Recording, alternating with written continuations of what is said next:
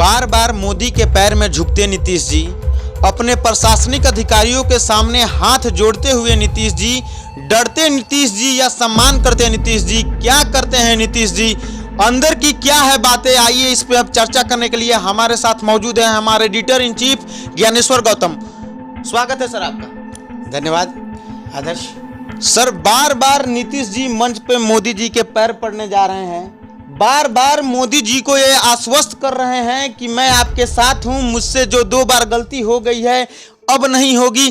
क्या है अंदर की बातें कि मोदी जी को बार बार ये आश्वस्त करना पड़ रहा है, बार बार उनके पैर पड़ने पड़ रहे हैं? देखिए आदर्श, 2 बार इस तरह की घटनाएं हुई कि नीतीश जी सम्मान में मोदी जी के पास झुके। देखिए, हमारी जो अपनी सनातन संस्कृति है, वो संस्कृति हमारी कहती है कि जो हमारा बड़ा है, जो हमसे उम्र में बड़ा है, जो हमसे कद में बड़ा है जी, है ना, हम उसका सम्मान करते हैं। इवन कि आप देखिए कि नीतीश जी के दरवाजे पे भी कोई योग्य संत अगर पहुंच जाए जो उम्र में उनसे छोटा है, तो भी नीतीश जी झुकते हैं। नीतीश जी नहीं झुकते हैं, पूरा जो जितने उनके अनुयायी हैं जो उनके मिलने पा जाते हैं, एक सम्मान की भावना है। ऐसे भी उम्र के तकाजे के तौर पे अगर आप देखेंगे तो नरेंद्र मोदी जी उम्र में नीतीश जी से बड़े हैं, है ना। तो भले ही मीडिया हाउसेस इसको किसी दूसरे लय में दिखावे, लेकिन मुझे ये लगता है, मनोवैज्ञानिक तौर पे अगर आप चीज़ों का विश्लेषण करें, मुझे ये प्रतीत होता है कि एक समय था जब नीतीश जी और नरेंद्र मोदी, क्योंकि नरेंद्र मोदी भी गुजरात के मुख्यमंत्री थे, नीतीश कुमार भी बिहार के मुख्यमंत्री थे, है ना। राजनीतिक प्रतिस्पर्धा उन दिनों थी। हर राजनीति करने वाला व्यक्ति चाहता है कि सर्वोच्च जो पद है उस पद पर हम पहुंचे। अरे मुख्यमंत्री के बाद तो प्रधानमंत्री है, प्रधानमंत्री, बीच में कोई पद तो है नहीं। कैबिनेट मंत्री का भी जो पद है वो पद मुख्यमंत्री से नीचे होता है। तो नीतीश जी के मन में भी एक इच्छा थी। आपको याद होगा शुरुआती दिनों में 2014 या उससे पहले की बात है, हम शायद डेट थोड़ा हम याद नहीं आ रहा है, लेकिन भोज का न्योता देने के बाद भी भोज कैंसिल कर दिया गया जी, है ना। इस तरह की स्थितियां पैदा हुई थी। आज परिस्थितियां बदल गई हैं। ये बात आपने बिल्कुल सही कहा कि 2 बार भारतीय जनता पार्टी के साथ नीतीश जी ने अपने संबंध खराब किए, और असंग वो राजनीति की आवश्यकता थी। मैं इसको, बहुत सारे लोग नीतीश जी को पलटू राम कहते हैं, मैं विजनरी लीडर कहता हूँ। समय के हिसाब से जिस आदमी ने अपने आप को स्थापित करके रखा, वो नेता है नीतीश कुमार। लेकिन नरेंद्र मोदी के जब प्रधानमंत्री उम्मीदवार घोषित करने का जब अनाउंसमेंट हुआ, उसी समय नीतीश कुमार ने कह दिया कि अगर नरेंद्र मोदी अगर उम्मीदवार हैं प्रधानमंत्री के, तो मैं महागठबंधन एनडीए में नहीं रहूंगा। लेकिन आज नरेंद्र मोदी के लिए इतना प्यार और इतना सम्मान। देखिए, ये सब राजनीति में जो है ना, राजनीति में इस तरह के उठापटक चलते रहते हैं आदर्श जी, है ना। अब रामविलास पासवान जी, स्वर्गीय रामविलास पासवान, उनको लोग मौसम वैज्ञानिक कहते थे, और जिस पार्टी की सत्ता रही उस पार्टी के साथ रहे और उसके साथ वो मंत्री रहे। तो ये विजन था उस आदमी में। इसलिए ये चीज़ें देखिए, आरोप प्रत्यारोप और लोग खबर में सनसनी क्रिएट करने के लिए लोग भले तमाम तरह की बातें करें, लेकिन मैं नीतीश जी को एक विजनरी लीडर मानता हूं, और इन मायनों में विजनरी मानता हूं कि नीतीश कुमार ने जब भी जो कुछ किया, अपनी सत्ता पे कभी आंच नहीं आने दी जी। लोग सत्ता के लिए क्या क्या नहीं करते हैं। आपको याद होगा दूसरी बार जब सरकार से नाता तोड़ा नीतीश कुमार ने और आरजेडी के साथ मिलकर सरकार बनाया, तो भारतीय जनता पार्टी के लोगों ने कसमें खाई कि अब नहीं, दरवाजा बंद हो चुका, दरवाजा बंद हो चुका है, कुंडी मार दिए, ताला मार दिए। फिर नीतीश जी गए, अपनी शर्तों पे गए और जो चाहा वो करवाया। देखिए, इन सबों के बावजूद नीतीश जी के मन में भी एक भाव होता होगा कि भाई हम तो 2 बार अपने हिसाब से चीज़ों को उपयोग में लाए, भारतीय जनता पार्टी ने हमेशा हमको सम्मान दिया। ये एक आदर का भाव है। प्रधानमंत्री उम्र में बड़े हैं, पद में बड़े हैं, और नीतीश जी ने जाके अगर बिहार की धरती पे उनके सामने अगर झुके हैं, तो ये सम्मान की भावना है। ये हमारी सनातन संस्कृति है, और इसके लिए इसको लोग भले जिन अर्थों में ले, तेजस्वी यादव इसके ऊपर जो भी कटाक्ष करें, लालू यादव इसके ऊपर जो भी कटाक्ष करें, लेकिन ये हमारी संस्कृति का अंग है, और मैं नीतीश जी को सैल्यूट करता हूं। देखिए, एक चीज़ और आपको बताऊं, हिंदू संस्कृति जो है, हिंदू संस्कृति में आप एक चीज़ महसूस करेंगे कि पुरुष जाति जो है, पुरुष समाज जो है, उसकी उम्र ज्यों ज्यों बढ़ती है त्यों त्यों आध्यात्मिक होता जाता है।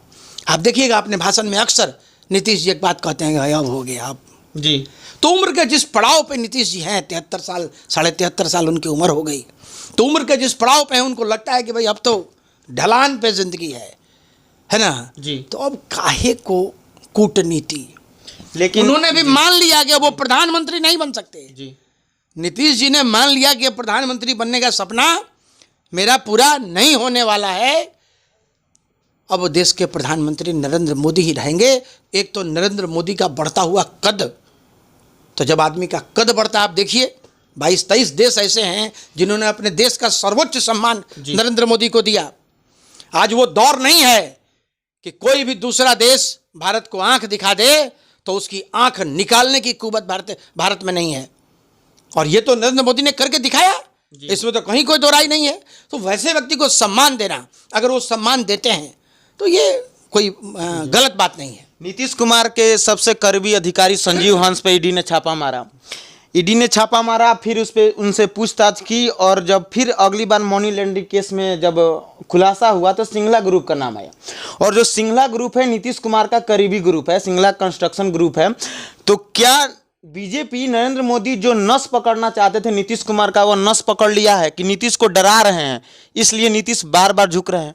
देखिए एक चीज़ तो मैं आपको बताऊं, और जब उनके करीबी अधिकारियों पे जब ईडी का छापा पड़ता है तभी वो कुछ नहीं कहते हैं। अच्छा एक बात मुझे बताइए, क्या गुजरात में किसी पदाधिकारी के ऊपर ईडी का छापा नहीं पड़ता है? पड़ता है, वहाँ भी पड़ता है। मुझे एक चीज़ बताइए, संजीव हंस जी, संजीव हंस के पास ईडी की छापेमारी पड़ी हुई, कुछ चीज़ें निकले, ठीक है, उसको डिकोड किया जा रहा है। गलती अगर संजीव हंस की होगी तो संजीव हंस उसकी सजा भुगतेंगे। नीतीश कुमार सुशासन की सरकार है, और नीतीश कुमार अपने सुशासन के कार्य में, अगर लोगों को ये लगता है, जैसे मैं कुछ सोशल मीडिया पे अपने कुछ साथियों को सुन रहा था, तो उनका था ये कहना कि भाई ये ईडी की जो छापेमारी हो रही है, जी जी, है ना, ईडी की छापेमारी के डर से नीतीश जी नरेंद्र मोदी के पाँव में झुक रहे हैं। यहीं चल रही है। दरअसल ऐसी कोई बात नहीं है ना। और मैं आपको बताऊं, संजीव हंस के अलावे भी अगर कोई पदाधिकारी होंगे और अगर वो टारगेट में होंगे तो वो अपनी उल्टी गिनती शुरू कर दें। नीतीश कुमार का मोदी के चरणों में झुकने की वजह बिल्कुल वो नहीं है, और नीतीश जी सुशासन की सरकार हैं, अपने समय में वो इस तरह की किसी भी चीज़ों को बर्दाश्त नहीं करेंगे। हाँ। सिंगला ग्रुप के मालिकों को न्यायिक हिरासत में भेज दिया गया है और उनसे पूछताछ जारी है। अच्छा, तो सिंगला ग्रुप अगर मान लीजिए करीबी हैं नीतीश जी के, है ना, तो वो सरकार के अगेंस्ट में जो बयान देना है दें। मुझे नहीं लगता है, देखिए किसी व्यक्ति से करीब होना इसका मतलब ये थोड़ा ही कि उस आदमी के करप्शन में हम उसके साथी हैं। नहीं। आप ये बताइए, सुषमा स्वराज जिंदा थी, स्वर्गीय सुषमा स्वराज जी, ठीक है, रेड्डी बंधुओं को लेके मामला चलता था, है ना, लोग कहते थे कि सुषमा स्वराज का दत्तक पुत्र है रेड्डी बंधु। रेड्डी बंधु के ऊपर कोल घोटाले का आरोप था, छापेमारी उनके यहाँ, दोनों पकड़े गए, दोनों जेल गए, सुषमा स्वराज ने क्यों नहीं बचा लिया? ऐसी स्थितियां नहीं होती हैं। इसलिए ये सब बातें खबरों में सनसनी क्रिएट करने के लिए है। नीतीश कुमार एक स्वच्छ छवि के राजनेता हैं, और अब हम तो यही उम्मीद करेंगे कि जब तक उनकी जिंदगी है, जब तक उनका शासन है ना, नीतीश जी अपने कायदे से जिस तरीके से उन्होंने शासन चलाया उसी तरीके से वो शासन चलावें। हाँ, अभी वक्फ बिल की बहुत ज़्यादा बातें हो रही है, और आने वाली 24 नवंबर को मुस्लिम समुदाय के लोग एक रैली निकालने वाले हैं कि जो वक्फ बिल में संशोधन होना था उसको रोकने के लिए, और खबरें चल रही है कि इसमें नीतीश कुमार जी भी शामिल होने वाले हैं। उनको रोकने के लिए बीजेपी का प्रेशर उन पर बढ़ता जा रहा है, और ऐसा भी बात आ रहा है कि राजद ने सीधा कह दिया है कि आपके लिए गेट खुला है। तो अगर 24 नवंबर को नीतीश कुमार जाते हैं उस रैली में तो क्या क्या कुछ होगा? देखिए आदर्श, एक चीज़ मैं आपको बताऊं, ये सनसनी क्रिएट करने की बात है कि भारतीय जनता पार्टी उनके ऊपर कोई दबाव बना रही है कि नीतीश जी उस मीटिंग में नहीं जाएं। पूरा देश ये जानता है, भारतीय जनता पार्टी भी ये चीज़ जानती है कि नीतीश कुमार एक ऐसे नेता हैं जो एनडीए के अंग होने के बावजूद भी मुसलमान समुदाय का जो लोग है वो उनके ऊपर विश्वास करता है। वोट बैंक है उनके, ठीक है, और नीतीश जी मुसलमानों में भी एक अति लोकप्रिय लीडर हैं, इसमें कहीं कोई दो राय नहीं है। मैं आपको बताऊं, उससे ओवैसुद्दीन ओवैसी जो हैं जी उनको मुसलमान जितना पसंद करते हैं उससे ज्यादा लोग नीतीश कुमार को पसंद करते हैं।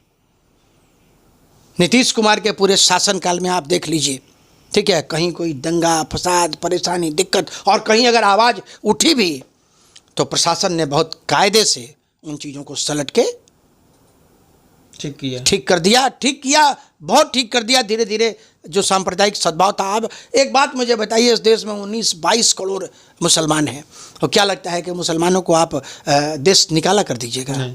संभव नहीं है। भारतीय जनता पार्टी भी इस चीज़ को खूब अच्छे तरीके से जानती है। और मैं आपको बताऊं कि भारतीय जनता पार्टी को भी एनडीए में नीतीश कुमार और चंद्रबाबू नायडू जैसे नेताओं की आवश्यकता है कि वो भी मुख्य धारा से मुसलमानों को जोड़ने में भारतीय जनता पार्टी की मदद करें। ये नीतीश कुमार का जो चेहरा है, नीतीश कुमार का चेहरा एक बहुत ही पाक साफ चेहरा है और मुसलमान उस पर भरोसा करते हैं। अब रही बात वक्फ बिल के मुद्दे पे, अब एक बात समझिए, वक्फ बिल जो है दरअसल वो उतना सेंसिटिव इशू है नहीं जितना सेंसिटिव इशू मुसलमानों ने उसको बना दिया। कारण है उसका, मुसलमानों के लिए वक्फ बोर्ड करो या मरो की स्थिति है, ठीक है जी।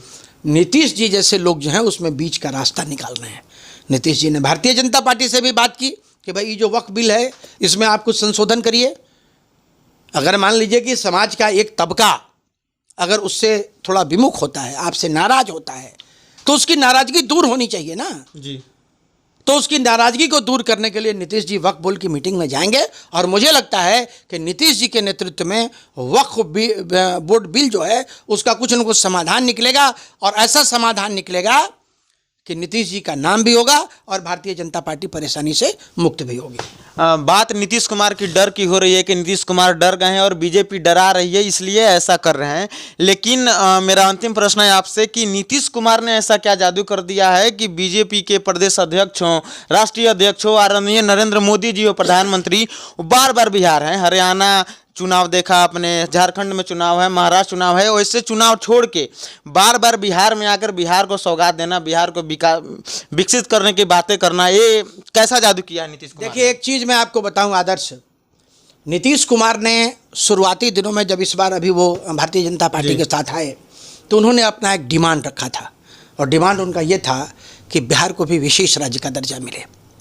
नीतीश जी के मन में एक सपना है कि बिहार को जिस डेवलपमेंट के जिस लेवल पे मैं ले जाना चाहता था वहाँ थोड़ी कमी है और उस कमी को भी हम पूरा कर लें। नीतीश जी का प्रयास था कि विशेष राज्य का दर्जा मिल जाए, लेकिन कुछ कानूनी अड़चनों की वजह से विशेष राज्य का दर्जा नहीं मिला। तो जब विशेष राज्य का दर्जा नहीं मिला, वैसी स्थिति में छोटे छोटे जितने सौगात हैं है ना, उन सौगातों से नीतीश जी को नीतीश जी को प्रसन्न करने की कोशिश भारतीय जनता पार्टी करती है। और रही बात, भाई बिहार भी तो देश का अंग है, जिस तरीके से गुजरात है उसी तरीके से बिहार है, उसी तरीके से उत्तर प्रदेश है। और मैं तो दावे के साथ कहता हूं आपको कि उत्तर प्रदेश ने जितना सम्मान नरेंद्र मोदी को दिया उतना सम्मान उनका गुजरात नहीं दिया होगा जी। और नरेंद्र मोदी ने भी उत्तर प्रदेश को दिया। आप बनारस की गलियों में चले जाइए, आपको बनारस का काया पलट आपको दिखेगा, लगता है कि बनारस पूरे तरीके से बनारस ही बदल गया जी, बदल गया है ना।